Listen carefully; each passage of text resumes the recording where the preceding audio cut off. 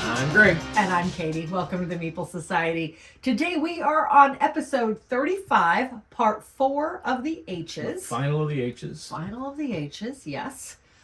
But before we get started, please like the video, subscribe to the channel, hit the bell icon if you want notification of future content. Or follow the link below to find all of our social media. And with that, let's get started. Yep. We got a interesting group of games here. Weird mixed bag. 8 of these games were at one point was actually in our collection. Only 1 of these games is in our collection currently. And I'm not going to tell you which one it is. So if you have an idea, put it in the comments. And we'll see who's right. So we're going to start off with Hue Knew. Hue Knew. This is an annoying little game about color and words. Okay, so this was a Goodwill find. I don't know. I thought it was kind of interesting. It plays up to 6 players. We played it 2-player.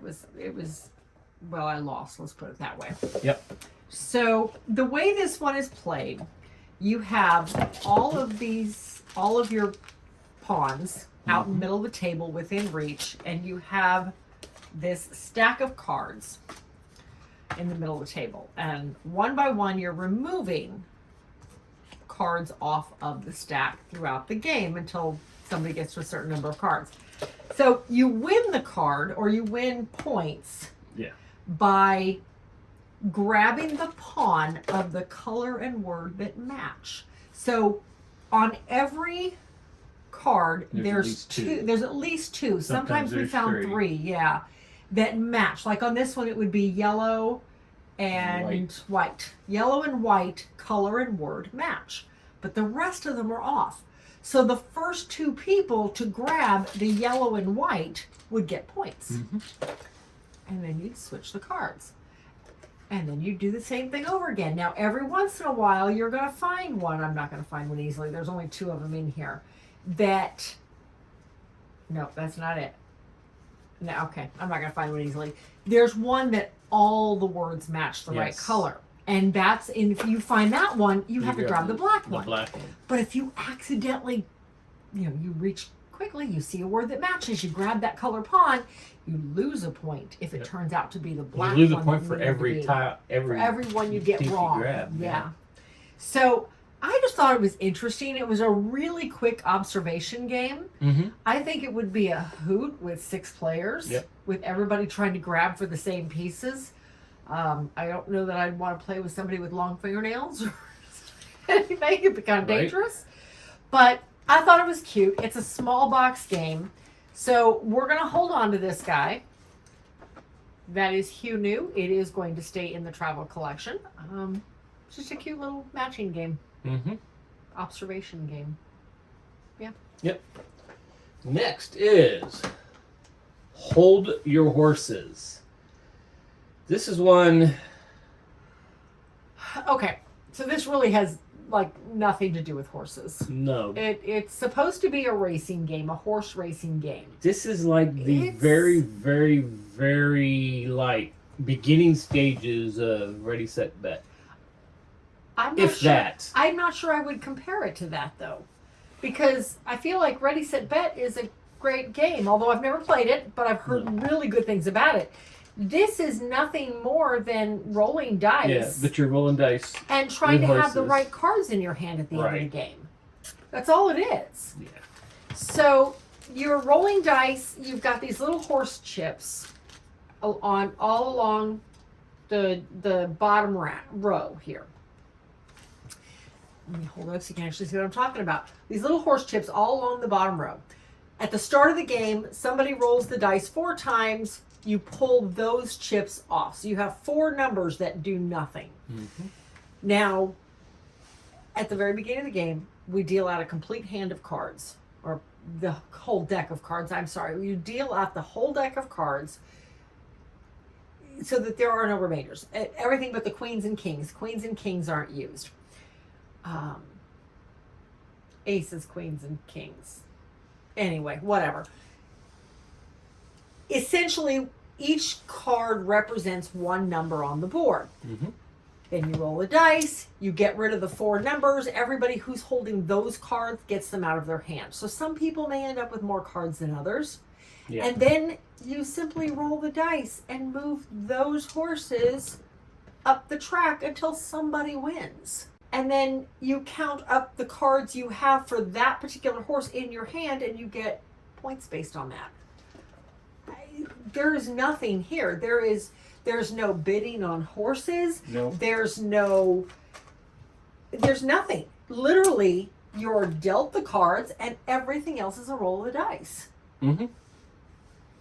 Yeah, there was. I think we got halfway through the game. We're like, this is not. You're supposed to play 3 hands. We played 1, and we're like, there's what? nothing here.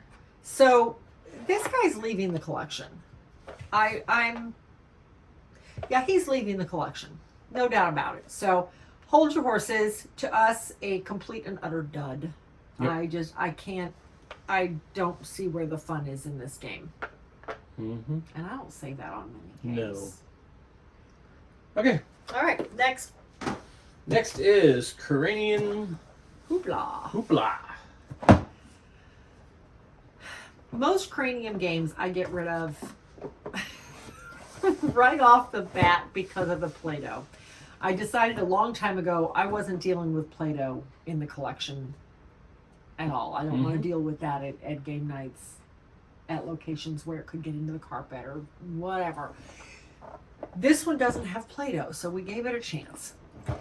So everybody started the game with 4 cards in their hand, and the cards have 3 different categories: who, where, and what, which are identified on the back of the cards, so no secret as to what card you're using, more or less.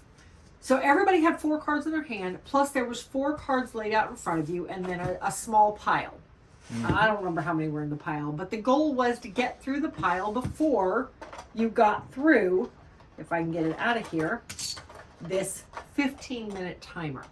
Now you could stop the timer every so often in between turns until somebody decided what they were doing. You could stop the timer and you only let the timer run while the turns were actively being played. Okay. So the active player picks 1 card out of their hand as to what they're going to do. So, say I chose this card. Now, you have the person everybody who's guessing knows what the subject is. So this is a where. Mm-hmm. You roll the dice, and that determines what you do. Now, there's 5 different options here. There's Cloodle, where you basically, what's the word that called? You're drawing it. Pictionary. Yeah. You're basically playing Pictionary. Then there's Tongue-Tied, where you basically have to give everybody else a clue using 1 letter, 3 words, or no, you can use as many words as you want, but they all have to start with the same letter. Yeah. I mean, try that one for size. That one was rough. It sounds easy. It is not. Then there's sound stage, where you're going to act it out. Then there's Tweener, where you can say it is bigger than this, but smaller than something else. Like the example they give is bigger than a bracelet, but smaller than jail. And they meant handcuffs. So, or then there's the wild. So, and wild, you got to choose one of the other 4 you were going to do. So like, oh my gosh. This one here, let's see if you can guess this one. Oh my, I don't even know if I want to roll this. Nope, we're not doing that one. Tongue-tied. Ew. Yeah, no, I don't know. I can't think of it that fast. So anyway, they'll get the idea. Yeah. So you basically got to give clues. They have to name it. So the one I was holding was Colosseum, and I'm thinking, oh, tongue-tied. How do I come? Okay, Italy. Nope. Can't think of any other eyes. So it's tougher than it looks. So anyhow, you're trying to get through all your cards as a group. So it's cooperative. As a group, you have 3 chips that you can use to choose a different option, to discard a card and pull new cards into your deck. So if you do that, you discard 1 card, pull 2 more. Now you have an additional card you have to get through. Mm-hmm. So you try not to do that if you can avoid it. I thought it was interesting. We played it 2-player, and we actually had a decent time with it. Yep. And these aren't our kind of games. Nope. So I was really, I'm curious to see how this would do in the collection with a larger group of people. But yeah, so we're going to hold on to this one. Now this copy is out of print, Yes. but Funko has bought the rights to Cranium Yeah. games and are re-releasing it, and Hoopla is one of them, and they're all going to be at Gen Con this year. So I'll be curious to see what the new one looks like. We'll stop and look. Yep, that's Yeah. Cranium. That is Hoopla. Next we have a 2-player game of Hive. All right, Hive is a really popular game. So the pieces to this one, anytime somebody talks about playing games outside, this is the first one that pops to mind. Mm-hmm. Absolutely. Although we've never played it outside. No. But it is the first one that pops to mind. So everybody has these tiles, these beautiful, thick tiles with various bugs on them. And the goal is that you are trying to surround your opponent's queen bee. Ironically, I pulled the queen bee. But each bug does something different, which is all very thematic, which I find interesting. So you start out with nothing on the table, and everybody lays out one bug at a time. And By your fourth one. by your fourth one, the queen bee You has have to to be be- out, though. You can't lay anything down touching somebody else's pieces. You have to only touch yours, and then from there, pieces move. Like the beetle can climb up and over things. The grasshopper can jump. The ant just scurries around the edge. The spider, I think the spider can He only moves move four- 3 or 4 3 or 4, spaces something around like the that, yeah. edge. So they all do something different. And the goal is you're trying to move around this field of pieces to surround the queen bee. There's a lot of strategy involved. And I Yep. have to admit, the first several times we played this, I did not see the appeal to it. No. But this last time we played it, I don't know if, I think the first couple times we ever played this, it was really early in our gaming Yeah. careers. Whereas now I think we're a little more experienced with it, and I could appreciate the strategy behind it more so than I ever did. So I think it's a great game. It does sit in the travel collection. It's not one that, well, like I said, the first few times we ever played it, we weren't really all that taken with it. But I knew it was popular, so we left it in the travel collection. So This one has a bunch of different expansions for it too. it does, and I kind of want to pick up some of the other bugs and see what they do. But like I said, this one sits in the travel collection. It is going to stay there. It is a great game. So yeah, that's Hive, and great 2-player game, great strategy game. But it will stay. Next we have Hubbub. Go ahead. This is a weird one. We This didn't really was a- get into. Yeah, I mean, spoiler alert, we didn't care for this one. So, again, spoiler alert, this isn't the one that's still in our collection, in case you hadn't figured that part out yet. We don't care for it. It's leaving the collection. So, okay, so this guy, you've got this giant board. And basically, throughout the turns, you are going around the board and you can go up into the circles. It's basically Trivial Pursuit with a twist. You're playing these little cones and you're getting these little rings on them based on where you're at. You answer questions anywhere on the board. The only place you can get the rings is on one of the areas where you can get rings. That's it. There is a variant where you can steal other people's stuff. We didn't play that. There are twists and turns cards which do various things throughout the game, but it was essentially a Trivial Pursuit knockoff. Yeah. Now there were some different types of questions. There was, instead of just straight up trivia questions, it was party activities. So there was the cliche cafe. So get your teammates to guess one well-known cliche by acting it out. And then it gives you the directions. And I did like this. It literally gives you the directions on what to do on every single card for that topic. And I did like that because you never had to refer back to this one-page rule sheet.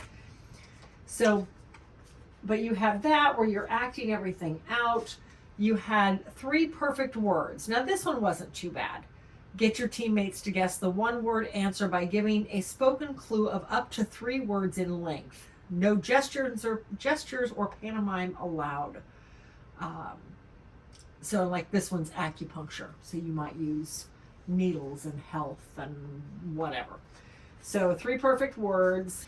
And then and mind you, you play in teams typically. So you're just trying to get your teammates to guess. Now this one is calling all players. Everybody does this one. So think fast. All players from all teams, grab your pencils and jot down as many different kinds of sandwiches as you can. And all of the cards are different. That one is sandwiches, and this one is vacation hotspots. Ooh, that would have been a good one to have. Mm-hmm. Things you can find in a police station. So it wasn't trivia, so that's a bonus. It was party game topics, but it was still trivia-like. It was Trivial Pursuit-like. So it didn't hit with us. And we decided a while back, if it didn't hit with us, we would go to the BGG rankings to decide if it stayed. This one, I remember looking it up at the time, and it was well under 6. I want to say it was like a 5.1 or something like that. This one is going to leave the collection. But I could see it being good in the right group. Yeah. I just don't think we were the right audience. So anyway, that's Hubbub. Okay. Now which way are you going? Next we have the Hunger Games. This is District 12, and this is Training Days. Oh, we're going to do both at the same time. Okay. We're doing both at the same time because they're not going to stay.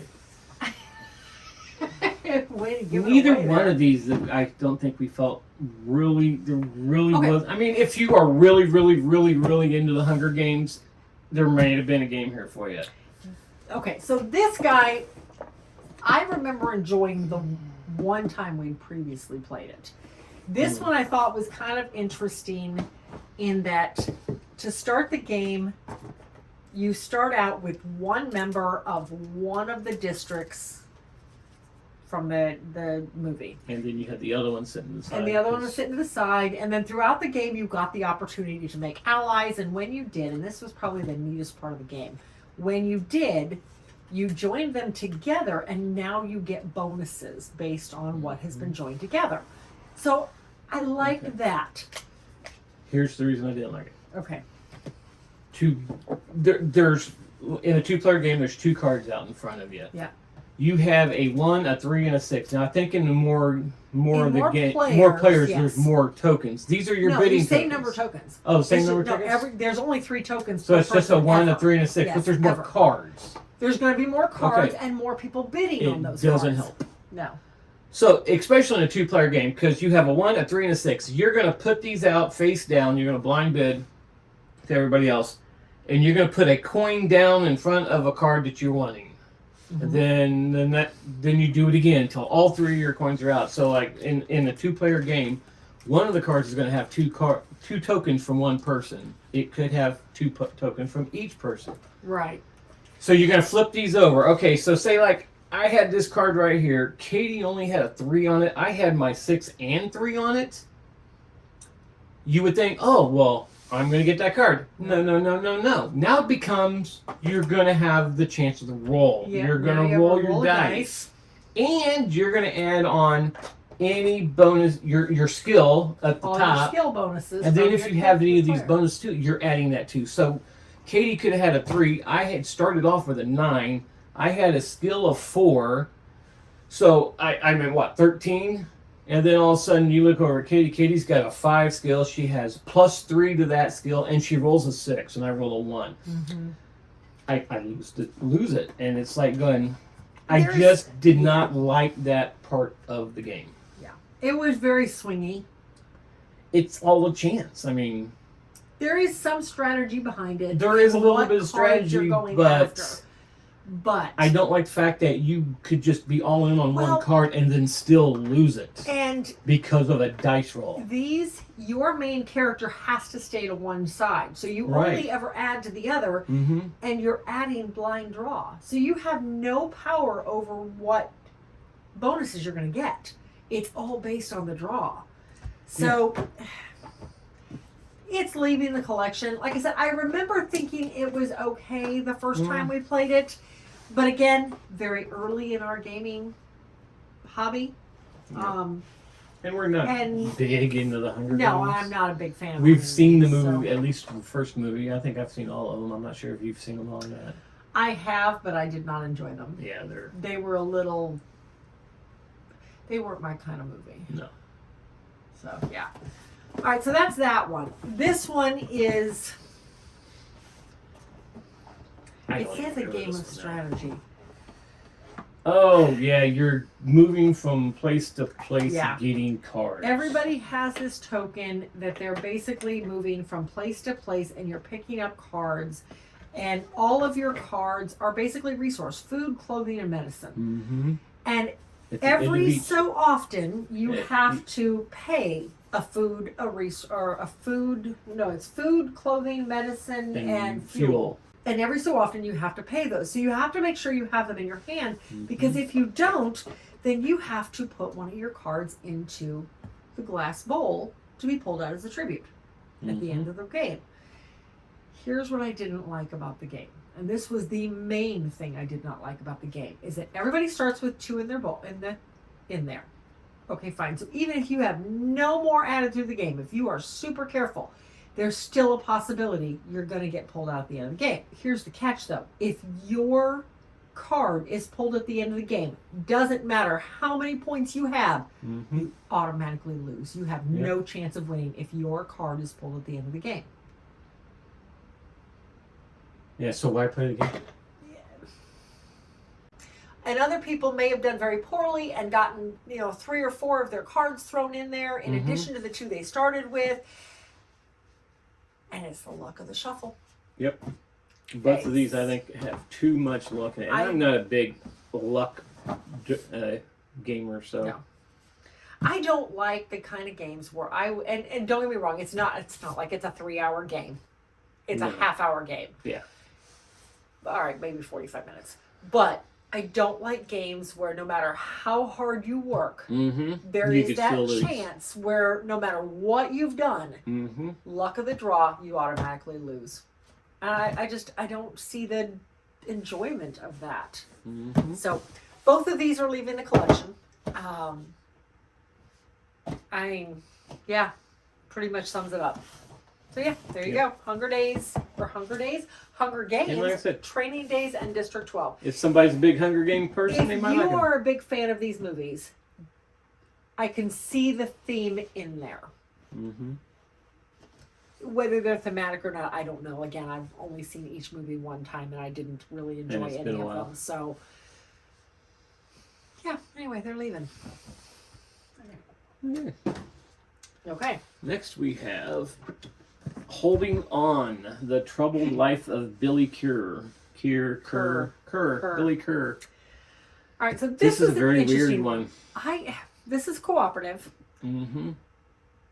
And not to spoil it, but I really wanted to like this one. I thought it was a weird theme, very unusual theme, but it was something that we'd never seen done before. It was something different. So, and I like cooperative games, so I really wanted to like this. So this one, okay.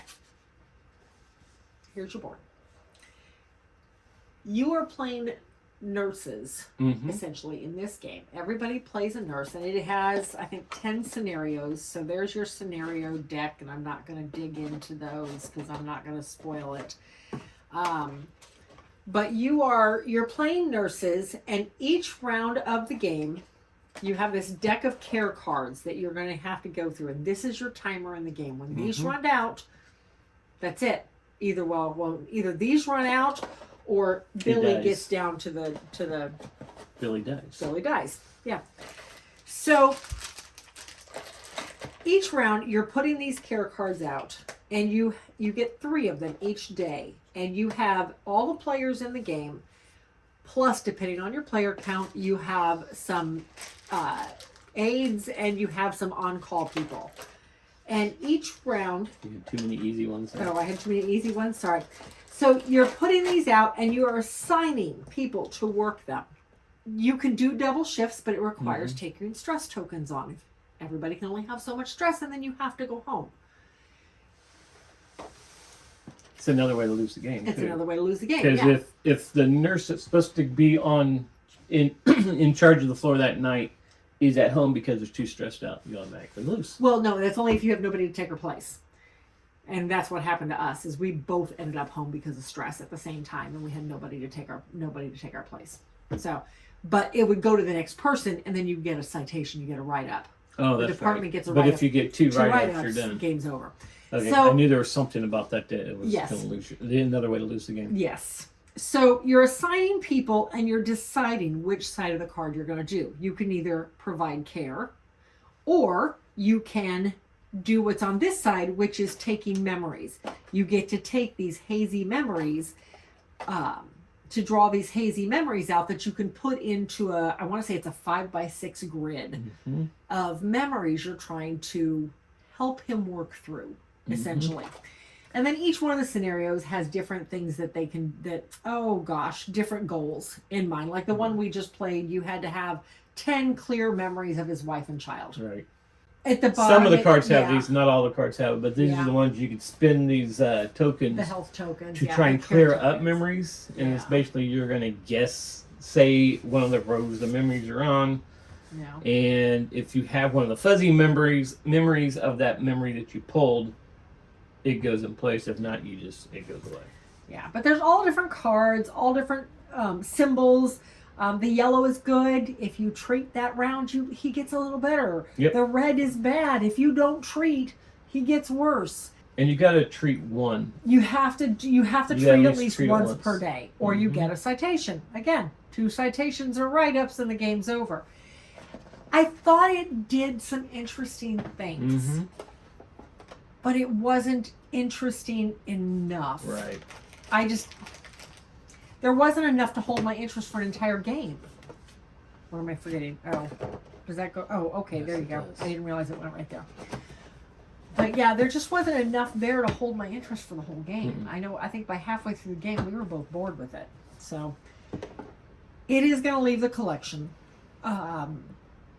We don't enjoy it. It's not the kind of game I want to put into the other collection. That it's just not the kind of game we want to keep in the travel collection, because it is a legacy type game. That therefore it is going to leave the collection. So yeah, that is Holding On: The Troubled Life of Billy Kerr. Next, we have Hot Tin Roof. This is an old Mayfair game Yes. about cats. We had a good time with this one. We played that with Ben. Ben Or no, and- Connor and Jeff. Jeff. Yeah, Ben got here right after we started, so he Yep. just sat and watched. Okay, so this one, you have this big board of... Typical Mayfair game. No insert. no insert. Yeah, no what else is inserts. new? Okay, so your board is essentially a bunch of rooftops. That's it. And throughout the game, each player has a set of, if I can find one. So each round you have a set of catwalks you're trying to build to get from place to place across the streets, basically. And your shelters for your cats that you're trying to build. And anytime another cat lands on your shelter, you get Or crosses your bridge. or crosses your bridge, you get fish for it. Yeah. Well, they're Yeah, that's true. technically little sardines. But everybody has 2 sets of cats. You have the little cats standing up, and you have the little cats laying down. I love these little cats. And of course, you have the little black one, since we own a black cat. So there we go. So you're setting out, there are tiles out that give you 2 locations. So you're setting your cats out on 2 different locations based on the tiles that are out. And you are spending that next couple of rounds trying to get one to the other, to get them to meet up, and then they get pulled off the board. You get points for it. Mm-hmm. So you can either build your own little catwalks, or you can use other people's walks. But it's going to cost you. But it's going to cost you, exactly. So cost you sardines. it's a very simplistic game, but it was a lot of fun. It's a very simple game. Mayfair is kind of near and dear to us, so we are definitely going to hold on to it. I'm not allowed to tell you which collection it sits in, but it is going to stay. But that is Hot Tin Roof. Very fun little game. Next is the Hobbit.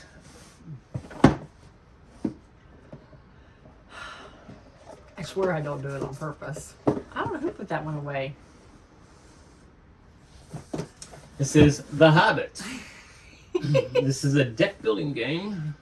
This is in the Lord of the Ring. It's in the same style, the same family as the Lord of the Ring deck building games, but it's not labeled as Lord of the Rings. I thought you were like going, this is in the same family as Lord of the Rings. Well, yeah, because it's the Hobbit, and a deck building game. it's from the same novel, basically, book, wasn't it? We have the other Kind of three as series. well. They will show up when we get to the L's. Yeah, it's pretty much the same thing. Yeah. It just With has this a one- little bit of difference. This is your quintessential deck building. It really is. You start with your starter deck with courage cards and despair cards in your deck, and then you get You the get a valor you person. pick. You get your person that gives you a special ability, and then you have 5 cards out in the row each round that you are choosing from, along with a couple of other. Nope, that's corruption. cards, despair. You can also buy valor cards, which basically give you extra recruitment points, and so It is your typical, but you're Yeah, it's your you're typical- battling monsters in the deck. yes, But those But monsters now get to come into your hand, Yes, and a lot of them that's have the big ambushes and stuff. And when you Yeah. attack, when you play that card, you can attack your other players. yeah.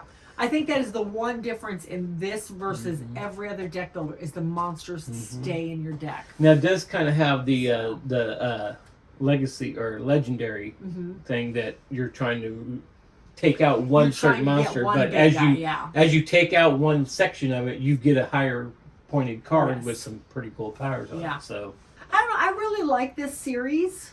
It's familiar. and In it's how it it's very plays, easy. It's very easy, but yet it's. We played this with Connor, and Connor wiped the floor with Oh us. my goodness, did he? Yeah. He had combinations going from like round 2. I was like, Yeah, holy cow. evidently he He saw plays it this. a lot. He He's saw played this sitting on the shelf and wanted to play it because he hadn't played it in a while. Mm-hmm. So, but yeah, it's a great game. Like I said, I really like the entire series. I really do. But it will stay.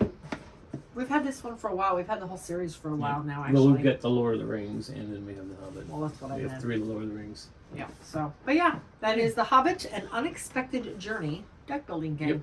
Yep. Next, we have Huggermugger. This has actually been in our collection quite a long time, like Yeah. since the early days of our collection, and never played it. Nope. We just got it to the I table thought a it week had or to be so more ago. players, and I was Yeah. surprised to see it was only a 2 to 4. Mm-hmm. Okay, so this one was kind of neat. I really like Yes, the way this one is played. kind of neat. It was not what I was expecting it to No, be. not at all. I seriously thought this was just a party game, and I thought it was going to be a game kind of like, what is the name of the game I'm thinking of? Y'all know, right? With the little letters you're putting on the board, and I keep wanting to say Scrabble? Scrabble, there you go. I was thinking, well, I thought it was going to be a heavy word game.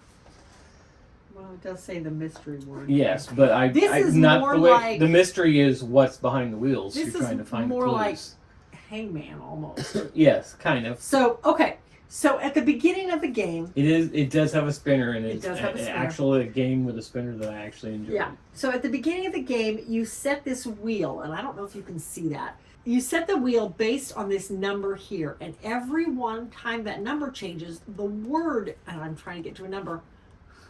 There it is. So you change the number. So there's like 90 combinations. Mm-hmm. And every time that number changes, the word up here changes. So it's always it's potentially a 6-letter word, up to a 6-letter word.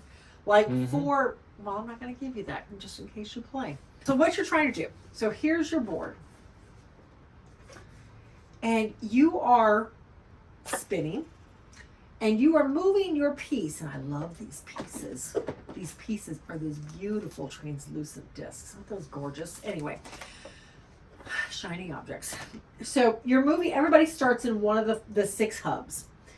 And every time you spin the dial and you move, and you have to follow, if you cross this center path over one of these hands, you have to go the direction. Like I could not go from here down to here because the hand wants me to go up. So I'd have to come over and go down. So, but you do the action of whatever space you land on. One of them is a roll again, and one of them is... The frog on the bicycle is the one you can go again. Yep, the frog on the bike is the one where you go again. The bumblebee, you have a spelling bee category. The horseshoes represents a luck of the draw category. The skeleton key represents a definition category. You're pulling cards out of the box, and each of the cards has all of the categories listed on it. And then one of the other players reads you the question. Some of them are multiple choice. Like one of them is unscrambled letters. I'm terrible at that category. I'm decent at that, but I was having a heck of a time with some of these. But once you got your swing on it, you got every one of them. But it just took you a minute to find your footing. I'm terrible at them. So you've got one of 4 different categories. You answer correctly, then you go again. If you can answer correctly, and you get to pick which one you're going to do. If you land in one of the 6 letters. I'm sorry. If you land in one of the 6 numbers, the 6. I was saying, these are numbers, not letters. Shush. See where it says Huggermugger? Those are letters. If you land in one of the 6 depots and you get your question correct, you get to look behind door number whatever, exactly. Now, mind you, these are typically turned, so you can't see the letter on them. Right now, we still have them opened up. But you jot down that letter, and then you keep going. And then eventually you can try to guess what the word is. Yeah, at any time on your turn, you decide you can answer them. You can answer guess it. the word. You can guess. Now, if you guess it wrong, you're out of the game. Yes. Yeah, there's the catch. If you guess wrong, you can't just guess and keep going. You guess wrong, you're out. Well, you can't keep going because you're going to know what the word is. That's true. That's a very good point. So I really enjoyed this game. I was shocked at how much I really enjoyed this one.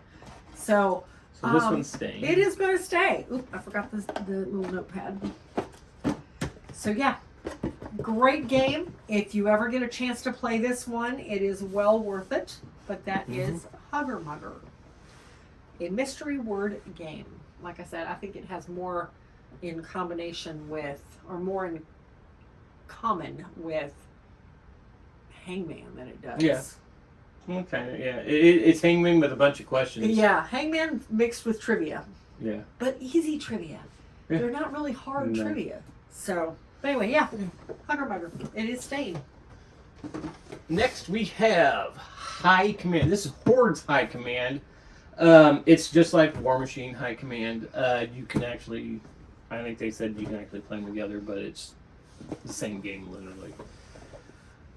This is a deck, I guess it's kind of a deck construction, but you're kind of like in Marvel's Champions, how you have your deck already set up, but you are drafting your cards by paying things to bring the card into your discard pile, so when you have to reshuffle, now they can get it up into your hand to be able to use them out into the world to take over cities and stuff.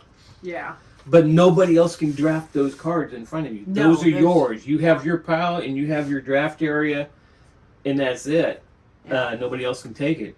I like the way this one constructs your beginning deck. Right. So you start the game off with these 6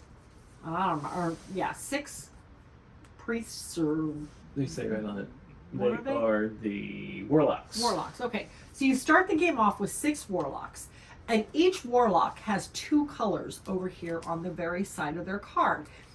And as you pick 3 of the 6, and then once you pick which 3 you're doing, you have to choose one of the colors on their card. So say I pick these 3.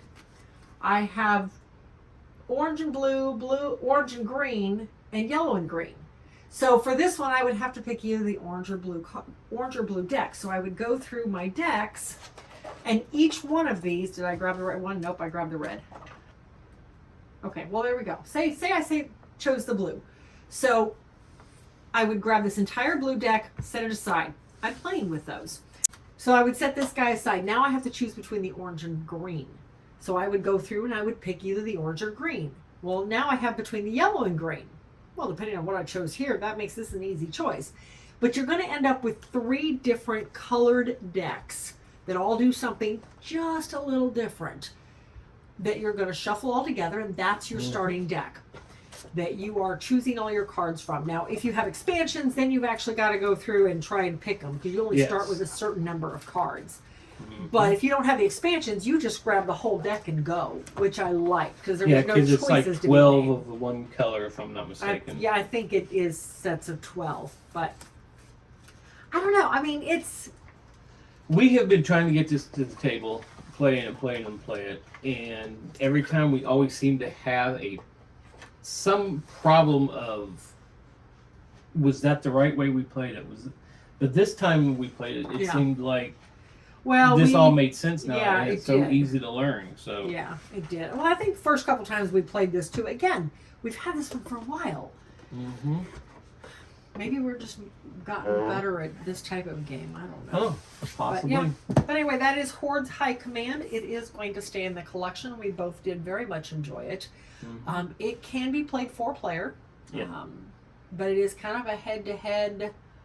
Everybody. Well, it's not. It's not a head-to-head. You're trying to take out locations. Yeah. Is what you're. Doing you're battling over locations, which are going to give you extra points and some power. It just depends on where you end up putting your soldiers at, and how many soldiers, and what their powers are, and then the soldiers it's all just a matter of numbers from there. It's like there's no game. dice rolling. There's no pluses. It's just what's out there and what are their abilities. Yep.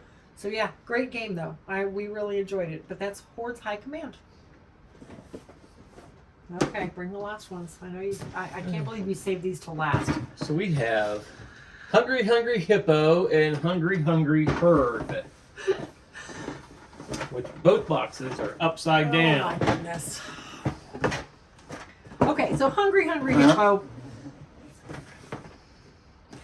Even if you do not have children or have never had children, you know what Hungry Hungry Hippo is. Now, have you ever played Hungry Hungry Hippo? Maybe not, because I've never played Hungry Hungry Hippo, nor have I played Hungry Hungry Herd.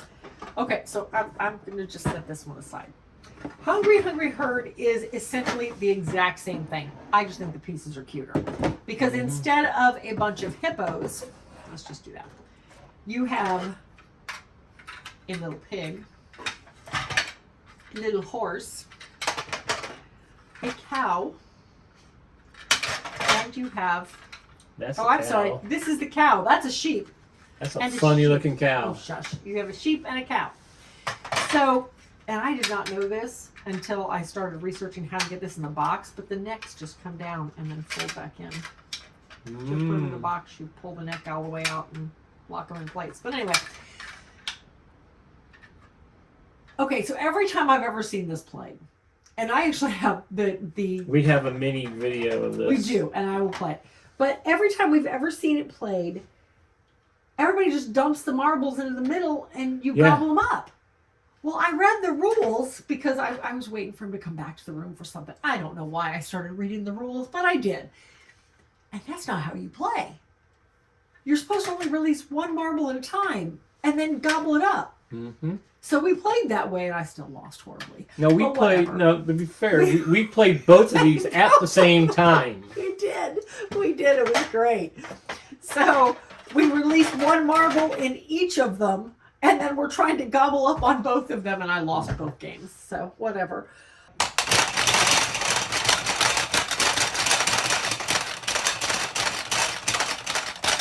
I did. But it was fun. Don't get me wrong. It was fun. Mm-hmm. That being said, it is for ages 4 and up. There's a lot of little pieces, and unfortunately, even with the rules in the box, nobody plays it right. And sure as heck, a 4-year-old is not going to play it correctly. So therefore, there are marbles flying everywhere. In fact, this one was played multiple times at when we did our very first game nights at the high school at Warren. I remember seeing a mom and son get this one out. And I remember having to pick marbles up off the floor. And for that reason alone, both of these are going to leave the collection. As cute as this one is, I love the farm animals. But they are both going to leave the collection. Again, they're just not the kind of game we want to build the collection around, especially our young children's collection. And there are lots of pieces that tend to hit the floor. So, and now they're going to know that this isn't the game that stayed in our collection because you told them that it was leaving the collection. See? I always tell them whether it's leaving or staying. I'm very sorry. But they could have thought this was the game. Okay. It is a cute game, but they're both still leaving. So, that is it. That is it for the H's. Yay! H's are over. Now what letter we got? We've got the I's. And then the J's. The I's have it. Not the same I, is it? Anyway, we are going to take just a very short break. Gen Con is in a couple weeks, and we have company coming in for that. So, but after Gen Con, we'll be back at it. Yeah. Yep. So. And there's a new Kickstarter in this letter. Yes. Yes, there is. So, okay. Until then, we'll see you at the next one.